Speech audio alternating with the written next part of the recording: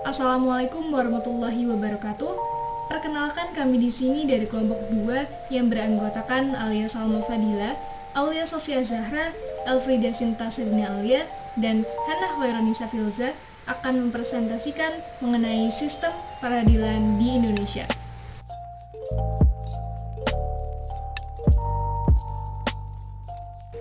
Yang pertama, makna lembaga peradilan. Lembaga peradilan merupakan wahana bagi setiap rakyat yang mencari keadilan untuk mendapatkan haknya sesuai dengan ketentuan hukum yang berlaku. Perbedaan antara peradilan dan pengadilan. Peradilan menunjuk pada proses mengadili perkara sesuai dengan kategori perkara yang diselesaikan. Adapun pengadilan menunjuk pada tempat untuk mengadili perkara atau tempat untuk melaksanakan proses peradilan guna menegakkan hukum. Kekuasaan kehakiman. Perwujudan kekuasaan kehakiman diatur dalam Undang-Undang Republik Indonesia Nomor 48 Tahun 2009 tentang Kekuasaan Kehakiman. Kekuasaan kehakiman di Indonesia dilakukan oleh Mahkamah Agung yang berperan sebagai penegak keadilan dan dibersihkan dari setiap intervensi atau campur tangan lembaga lain. Lembaga Peradilan Nasional. Lembaga ini dibentuk oleh negara sebagai bagian dari otoritas negara di bidang kekuasaan kehakiman dengan sumber hukumnya peraturan perundang-undangan yang berlaku di dalam negara. Adapun tugas pengadilan yaitu mengadili perkara menurut hukum dengan tidak membeda-bedakan. Pengadilan wajib menerima dan mengadili setiap perkara peradilan yang masuk. Kemudian yang kedua, dasar hukum lembaga peradilan. Lembaga peradilan memiliki dasar-dasar hukum. Di antaranya, Pancasila, terutama sila kelima, yaitu keadilan sosial bagi seluruh rakyat Indonesia. Yang kedua, Undang-Undang Dasar Negara Republik Indonesia tahun 1945 Bab 4 Pasal 24 Ayat 2 dan 3 serta beberapa undang-undang Republik Indonesia lainnya. Peraturan perundang-undangan di atas menjadi pedoman bagi lembaga-lembaga peradilan dalam melaksanakan kekuasaan kehakiman secara bebas tanpa intervensi atau campur tangan siapapun. Kemudian yang ketiga, klasifikasi lembaga peradilan. Berikut lembaga peradilan di bawah Mahkamah Agung. Yang pertama, peradilan umum, yang terdiri dari pengadilan negeri dan pengadilan tinggi. Yang kedua, yaitu peradilan agama, terdiri dari pengadilan agama dan pengadilan tinggi agama. Kemudian yang ketiga, peradilan militer, yang terdiri dari pengadilan militer, pengadilan militer tinggi, pengadilan militer utama, dan pengadilan militer pertempuran. Dan yang terakhir, peradilan tata usaha negara, terdiri dari pengadilan tata usaha negara dan pengadilan tinggi tata usaha negara. Mahkamah Konstitusi. Kompetensi sebuah lembaga peradilan yaitu 1. Kompetensi relatif, yaitu kompetensi yang berkaitan dengan tugas dan wewenangnya untuk mengadili suatu perkara. Yang kedua ada kompetensi absolut, yaitu kompetensi yang berkaitan dengan wilayah hukum atau wilayah tugas suatu badan peradilan.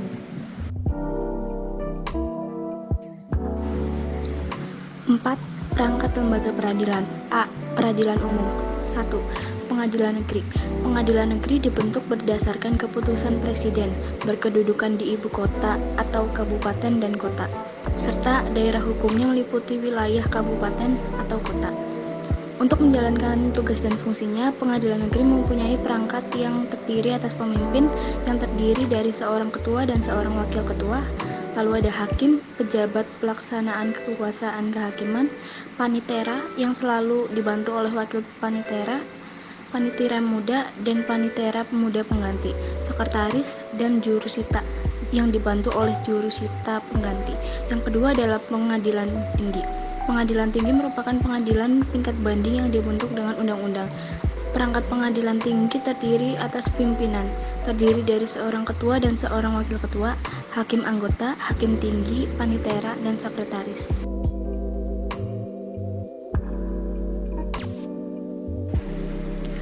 B. Peradilan agama.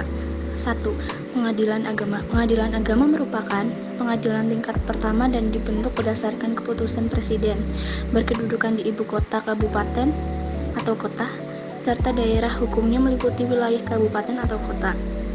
Perangkat atau alat kelengkapan pengadilan agama terdiri atas pimpinan, yaitu seorang ketua yang diangkat dan diberhentikan oleh Menteri Agama, serta seorang wakil ketua yang diambil sumpahnya oleh Ketua Pengadilan Agama. Hakim anggota yang diangkat dan diberhentikan oleh Presiden, serta diambil sumpahnya oleh Ketua Pengadilan Agama, panitera, sekretaris, dan jurusita. 2. Pengadilan Tinggi Agama. Pengadilan Tinggi Agama merupakan pengadilan tingkat banding dan berkedudukan di ibu kota provinsi. Daerah hukumnya meliputi wilayah provinsi. Perangkat atau alat kelengkapan pengadilan tinggi agama terdiri atas pimpinan, seorang ketua, dan seorang wakil ketua, hakim anggota, hakim tinggi, panitera, dan sekretaris.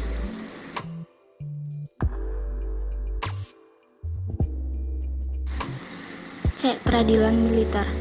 Peradilan militer diatur dalam Undang-Undang RI Nomor 31 Tahun 1997. Menurut undang-undang tersebut, pengadilan ini merupakan badan yang melaksanakan kekuasaan kehakiman di lingkungan peradilan militer, meliputi pengadilan militer tinggi, pengadilan militer utama, dan pengadilan militer pertempuran. Dikenal adanya auditorat yang di badan lingkungan TNI yang melakukan kekuasaan pemerintah negara di bidang penuntutan dan penyidikan berdasarkan pelimpahan dari Panglima TNI. Auditorat terdiri atas auditorat militer tinggi, auditorat jenderal, dan auditorat militer pertempuran.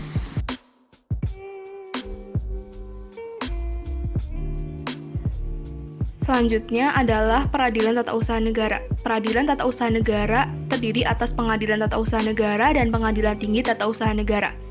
Pengadilan Tata Usaha Negara merupakan pengadilan tingkat pertama dan dibentuk berdasarkan keputusan Presiden. Pengadilan ini berkedudukan di ibu kota kabupaten atau kota, serta daerah hukumnya meliputi wilayah kabupaten atau kota. Perangkatnya terdiri atas pimpinan, yaitu ketua yang diangkat dan diberhentikan oleh Menteri Agama, serta wakil ketua yang diambil sumpahnya oleh Ketua Pengadilan Tata Usaha Negara. Hakim anggota merupakan pejabat yang melaksanakan kekuasaan kehakiman, diangkat dan diberhentikan oleh Presiden, panitera, sekretaris, dan jurusita. Yang kedua, Pengadilan Tinggi Tata Usaha Negara merupakan pengadilan tingkat banding yang berkedudukan di ibu kota provinsi, serta daerah hukumnya meliputi wilayah provinsi. Perangkatnya terdiri atas pimpinan, yaitu ketua dan seorang wakil ketua, hakim anggota yang merupakan hakim tinggi, panitera, dan sekretaris.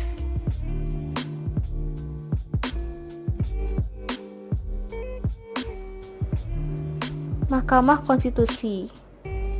Mahkamah Konstitusi terdiri dari 9 orang hakim konstitusi yang diajukan masing-masing 3 orang oleh DPR, Presiden, dan Mahkamah Agung, dan ditetapkan dengan keputusan Presiden. Susunan organisasinya terdiri atas seorang ketua merangkap anggota, seorang wakil ketua merangkap anggota, dan 7 anggota hakim konstitusi yang merupakan pejabat negara. Tugas Mahkamah Konstitusi dibantu oleh Sekretariat Jenderal dan Kepaniteraan. Masa jabatan hakim konstitusi adalah 5 tahun, serta ketua dan wakil ketua dipilih dari dan oleh hakim konstitusi untuk masa jabatan 3 tahun.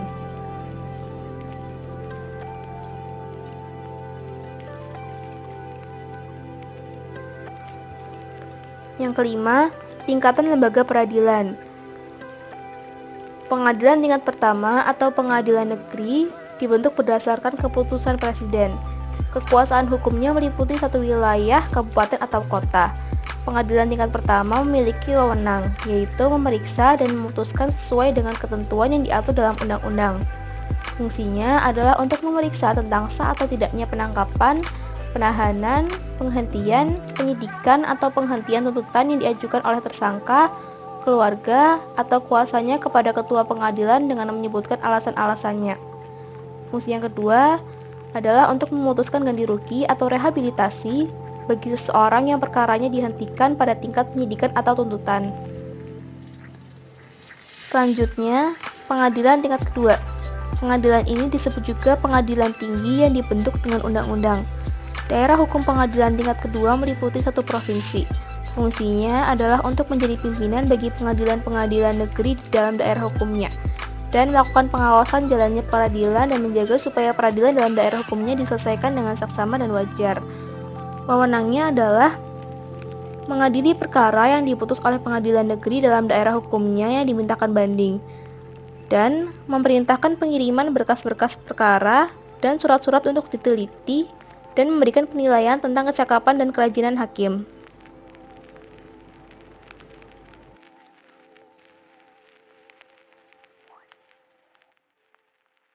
Kasasi oleh Mahkamah Agung. Mahkamah Agung berkedudukan sebagai puncak semua peradilan dan sebagai pengadilan tertinggi untuk semua lingkungan peradilan dan memberi pimpinan kepada pengadilan-pengadilan yang bersangkutan. Perangkat atau kelengkapan Mahkamah Agung terdiri atas pimpinan, yaitu seorang ketua, 2 orang wakil ketua, dan beberapa ketua muda, di mana wakil ketua terdiri atas ketua bidang yudisial dan wakil ketua bidang non-yudisial, hakim anggota, panitera, dan sekretaris. Pimpinan dan hakim anggota adalah hakim agung.